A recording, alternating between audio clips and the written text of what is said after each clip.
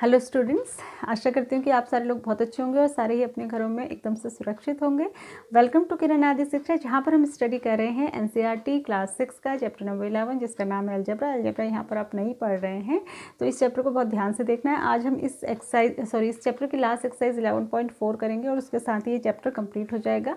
तो अगर आपने इस चैप्टर की प्रीवियस इंपॉर्टेंट वीडियोज़ नहीं देखी हैं, जिसमें कि मैंने शुरू के 3 चैप्टर समझाए, जिसमें कि मैंने अलजेब्रा क्या होती है ये समझाया सबसे पहले, तो आप ज़रूर से चैनल को सब्सक्राइब कीजिए। वहाँ पर 6 क्लास की एक प्लेलिस्ट है, वहाँ जाकर आप इसकी प्रीवियस वीडियोस देख सकते हैं। इसके साथ ही साथ पिछले 10 चैप्टर जो पढ़ाए हैं उनकी भी प्रीवियस वीडियोस वहाँ पर आप देख सकते हैं। घर बैठे आराम से अपनी स्टडीज़ को कंटिन्यू कर सकते हैं, कंसेप्ट को क्लियर कर सकते हैं। साथ ही साथ क्लास 6 to 10th के लिए सारी ही क्लासेस की मैथ्स की वीडियोस यहाँ पर उपलब्ध हैं, तो आपके छोटे बड़े भाई बहन, आपके दोस्त, आपके रिश्तेदार सभी इसका फ़ायदा ले सकते हैं।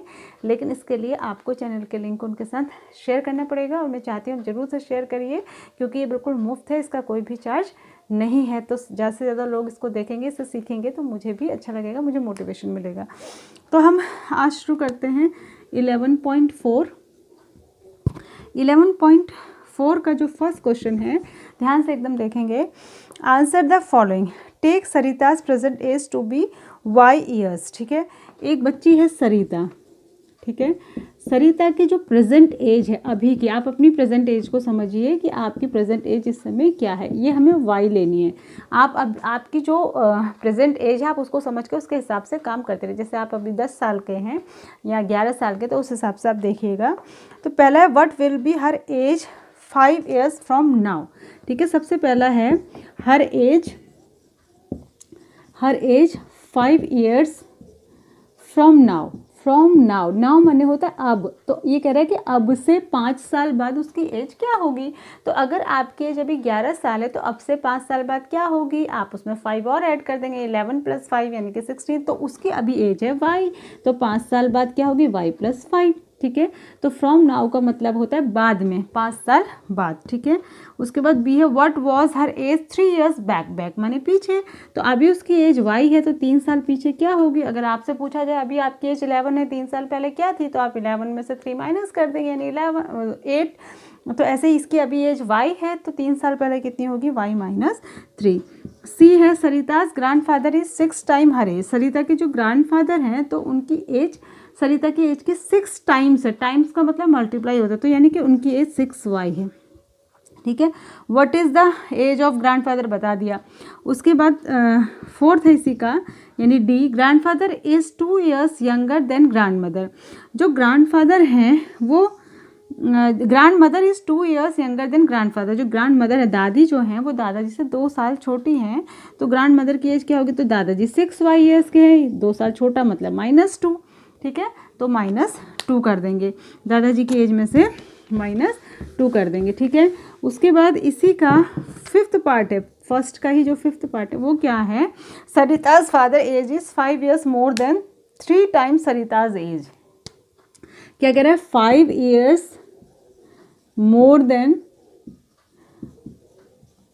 3 times सरिताज एज। देखो ये है सरिता, ये है उसके पापा फादर। तो ये कह रहा है कि सरिता के पापा जो है 5 years मोर है, माने 5 साल ज़्यादा हैं, देन 3 times सरिता। टाइम्स का मतलब मल्टीप्लाई, मतलब सरिता की जो एज है ना y थी उसका 3 times कर दो, यानी 3 से मल्टीप्लाई कर दो, और उसमें 5 years मोर यानी कि 5 साल और जोड़ दो। तो यानी कि सरिता की तो y थी, फादर की कितनी हो जाएगी, सरिता की एज में पहले 3 से मल्टीप्लाई करो, फिर 5 years और ऐड कर दो।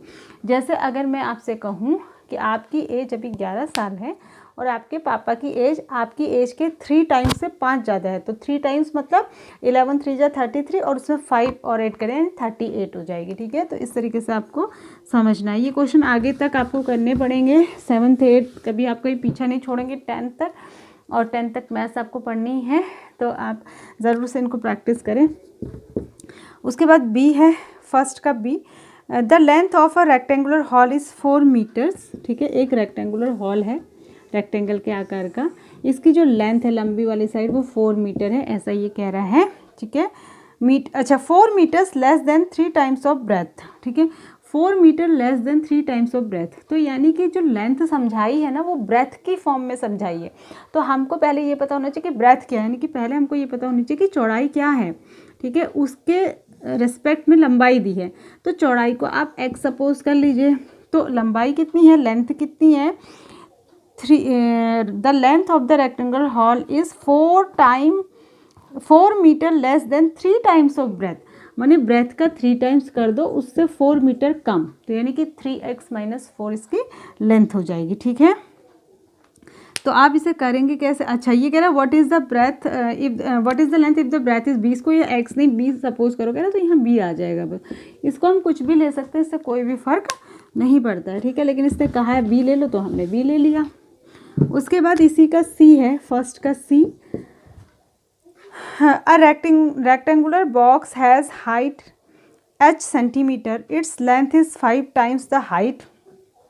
देखो ये है एक रेक्टेंगुलर बॉक्स, एक्चुअली रेक्टेंगुलर नहीं होता है बॉक्स, बॉक्स को हमें कहना चाहिए क्यूबॉइडिकल होगा ये, ठीक है, क्यूबॉइड के आकार का, ऐसा ऐसा होता है ना बॉक्स। इसकी हाइट, ये कह रहा है जो इसकी हाइट है वो h है, ठीक है, ऊंचाई जो है बॉक्स के डिब्बे की वो h है, तो h सेंटीमीटर है। Its length is 5 times of height, और लेंथ जो है लंबाई वो हाइट की 5 टाइम्स है, तो 5h हो गई। 5 से मल्टीप्लाई करके, मल्टीप्लाई दिखाते नहीं अभी मैंने आपको बताया था। Height and breadth is 10 centimetre less than the length, और ब्रेथ जो है लेंथ से, लेंथ 5h है, इससे 10 सेंटीमीटर लेस है, लेस का मतलब होता है माइनस, तो ये हो जाएगा 5h - 10। तो ये कह रहा है कि ये सबको दिखाओ, तो मैंने आपको सबको लिख के बता दिया कि कौन सी कितनी होगी। तो सबसे पहले आप लिखेंगे इसमें let height is h, then length is 5h and then breadth is 5h - 10 according to the question, ठीक है। उसके बाद डी देखो, डी में ये कह रहा है Meena, Beena and Leena are climbing the steps to a hill top, ठीक है, 3 लड़कियां मीना, बीना और लीना, मीना, बीना, लीना, ठीक है, ये पहाड़ी पर चढ़ रही हैं, ठीक है। ये कह रहा Meena is eight step S, Meena जो है वो स्टेप S पे है, ठीक है, स्टेप S पे है। Beena is 8 steps ahead the Leena, ठीक है, बीना जो है लीना से 8 स्टेप्स आगे है, and Leena is 7 steps behind where the Beena and Meena, ठीक है। ये कह रहा है कि Meena, Beena and Leena are climbing the steps to the hill top, Meena is eight step S, ठीक है, मीना स्टेप S पे है, और Beena is 8 steps ahead and Leena is 7 steps behind. तो ये कह रहा है कि बीना जो है 7 स्टेप्स आगे, 8 स्टेप्स आगे है, तो मीना S + 8 पे होगी, और ये 7 पीछे है तो S - 7 पे होगी, ठीक है। The total number of steps of the hill is, ये कह रहा है the total numbers of steps to the hill top is 10 less than 4 times what Meena has reached.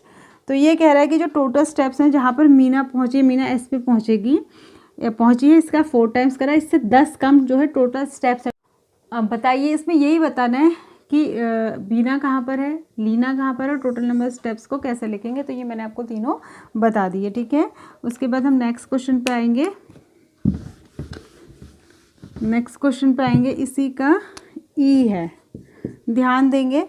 अ बस ट्रेवल्स एट v km/h, ठीक है, जो बस ट्रेवल करती है वो ट्रेवल करती है v km/h। पर का मतलब होता है 1, पर का मतलब होता है 1, मतलब 1 घंटे में वो 20 किलोमीटर एक बस चलती है, ये उसकी स्पीड है। It is going from Daspur to Bispur, वो दसपुर से जा रही है बीसपुर तक, ध्यान देंगे, दसपुर से जा रही है बीसपुर तक। After the bus has travelled 5 hours, Bispur is still 20, 5 hours चल गई। देखो यहाँ से 5 घंटे चली तो अभी भी बीसपुर 20 किलोमीटर बचा है, 5 आवर्स में कितना चलेगी, 1 आवर्स में कितना चल रही है v किलोमीटर, तो 5 आवर्स में कितनी चलेगी 5 इंटू वी। अगर आप 1 घंटे में 2 किलोमीटर चलते हैं तो 5 घंटे में कितने चलेंगे 5 2 जा 10। तो ऐसे ही ये 1 घंटे में 20 किलोमीटर चलते हैं तो 5 में कितना चलेगी 5, और इसको मल्टीप्लाई करेंगे, मल्टीप्लाई करके ऐसे लिखेंगे क्योंकि हमको v तो पता नहीं है कितना है। तो ये कह रहा है कि इसके बीच की टोटल डिस्टेंस कितनी है, तो टोटल होगी 5v प्लस 10, 25v उसने चल लिया, 20 अभी जाना है, तो 5v प्लस 20 हो जाएगी। इस तरीके से आपको करना है, ठीक है। तो ये फर्स्ट वाले क्वेश्चन के 4-5 पार्ट थे, ABCDE। अब आते हैं हम सेकंड क्वेश्चन में। सेकंड क्वेश्चन में देखो क्या है, change the following statements using expression into statement in ordinary language, ठीक है। तो for example given Salim scores R runs in a cricket match, ठीक है, सलीम ने एक क्रिकेट मैच में 8 रन स्कोर किए। Nalin scores R+15 in ordinary language, Nalin scores 15 runs more than the Salim, ऐसे ऑर्डिनरी लैंग्वेज में बोलना है। इससे पहले वाले क्वेश्चन में ऑर्डिनरी लैंग्वेज में दिया था उसको एक्सप्रेशन में चेंज करना था, यहाँ पर एक्सप्रेशन में दिया है उसको ऑर्डिनरी में चेंज करना है। पहला है अ नोटबुक कॉस्ट ₹P, अब बुक कॉस्ट ये कह रहा है कि पहला है अ नोटबुक कॉस्ट P, ठीक है, नोटबुक की कॉस्ट जो है वो P है और बुक की कॉस्ट 3P है। तो इसको सिंपल में कैसे कह सकते हैं, सिंपल लैंग्वेज में, कि cost of the book is 3 times the cost of notebook. क्या कहेंगे कि जो बुक की कॉस्ट है वो नोटबुक की कॉस्ट के 3 टाइम्स है, तो हम बोलेंगे cost of the book is 3 times of the cost of the notebook, ठीक है। तो ये जनरल लैंग्वेज हो गई। दूसरा है इसका बी वाला, Tony puts Q marbles on the table, he has 8 Q marbles in the box. Tony ने क्यू मार्बल्स को टेबल के ऊपर रखा और उसके पास 8 क्यू मार्बल्स टोटल है, तो हम इसको जनरल लैंग्वेज में बोलेंगे Tony has 8 times of marbles he put on the table. Tony ने जितने जो है मार्बल्स टेबल पे रखे उसके 8 टाइम्स मार्बल्स उसके पास हैं, ठीक है, ठीक है। तो ये हुआ। उसके बाद सी वाला है इसका, our class has n student, school has 20 students, ठीक है। तो हम क्या बोलेंगे, our school has 20 times student of our class, ठीक है। हमारी क्लास में जितने स्टूडेंट है उसके 20 टाइम्स हमारे पूरे स्कूल में हैं। उसके बाद Jaggu is Z years old, his uncle is 4Z years old and his aunt is 4Z - 3 years old। तो जग्गू Z years का है, उसके अंदर 4Z का मतलब Jaggu's uncle's age is 4 times of Jaggu's age, ठीक है, यानी कि उसके अंकल की एज जो है जग्गू की एज भी 4 टाइम्स है। And her aunt is 3 times less than her uncle, his uncle, और उसकी जो आंट है वो जो है अंकल से 3 साल छोटी है। इसको जनरल लैंग्वेज में ऐसे बोलेंगे, in an arrangement of dots there are rows, each row has 5 dots, ठीक है। तो एक अरेंजमेंट है और आर लाइन है और हर लाइन में 5 डॉट्स हैं, तो total number of dots is 5 R हो जाएगा, ठीक है, ठीक है। तो उसके बाद गिव, थर्ड क्वेश्चन है इसका, थर्ड क्वेश्चन करते हैं, ये था सेकंड क्वेश्चन। इसके बाद इसका करेंगे थर्ड क्वेश्चन। थर्ड क्वेश्चन में देखिए क्या कहता है, ये कहता है give Munna's age to be x, given Munnu's age is to be x years, Munnu की एज x years है, can you guess what x - 2 may show. तो x - 2 क्या शो कर सकता है, उसके छोटे भाई या बहन की एज को शो कर सकता है, ठीक है, क्योंकि उसका जो छोटा भाई बहन होगा उससे छोटा ही होगा, तो उसको x में से माइनस ही करेंगे। Can you guess the x+4 क्या शो कर सकता है, ठीक है। तो x+4 क्या शो कर सकता है कि x+4 उसके किसी बड़े भाई बहन की एज होगी, और 3x+7 क्या शो कर सकता है, उसकी एज का 3 टाइम्स +7, तो उसके फादर या मदर की एज को बता सकता है। उसके बाद given Sarita's age today to be y years, अगर सरिता की एज आज y years है, think of her age in the future on और इन द पास्ट, तो उसकी एज बताइए कि कौन सी फ्यूचर की है कौन सी पास्ट की है। तो जो भी प्लस करके आएगी वो फ्यूचर की एज होगी, और जो माइनस करके आएगी वो हमेशा पास्ट की एज होगी, जो मल्टीप्लाई करके आएगी वो भी हमेशा फ्यूचर की एज होगी, क्योंकि मल्टीप्लाई करके नंबर बढ़ जाता है तो बड़ा नंबर हमेशा आगे की एज में ही आएगा, और जो डिवाइड करके आएगी वो हमेशा पीछे की एज होगी। Given an student in the class like football what may 2 n show,